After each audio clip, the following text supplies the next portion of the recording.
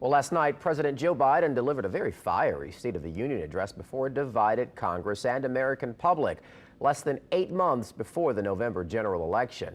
In it, President Biden touted his administration's accomplishments and drew a stark contrast to his likely GOP rival, Donald Trump. CBS News' Willie James reports. Mr. Speaker, the President of the United States.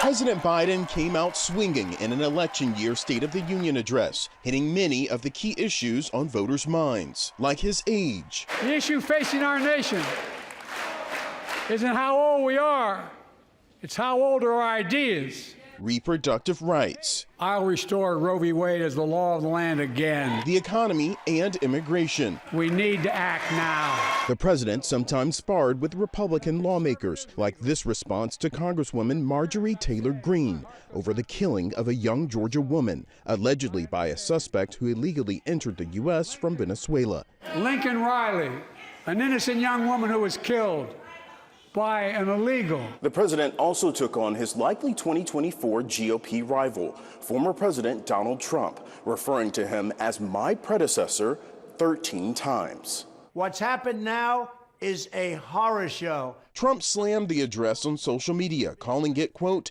an angry, polarizing, and hate-filled speech, while Alabama Senator Katie Britt delivered the official GOP response with her kitchen as the backdrop. President Biden just doesn't get it. On foreign policy, Biden vowed to stand up to Russian President Vladimir Putin. As pro-Palestinian protesters stood outside the Capitol, inside, the president announced plans to build a temporary port to get more humanitarian aid into Gaza, and he pledged to bring Israeli hostages taken by Hamas home. Willie James Inman, CBS News, Capitol Hill.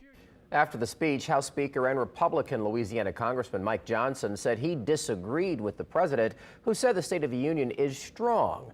Johnson added, quote, we are a nation in decline across every measurable category on the world stage in terms of our sovereignty and economically. Back here in our area,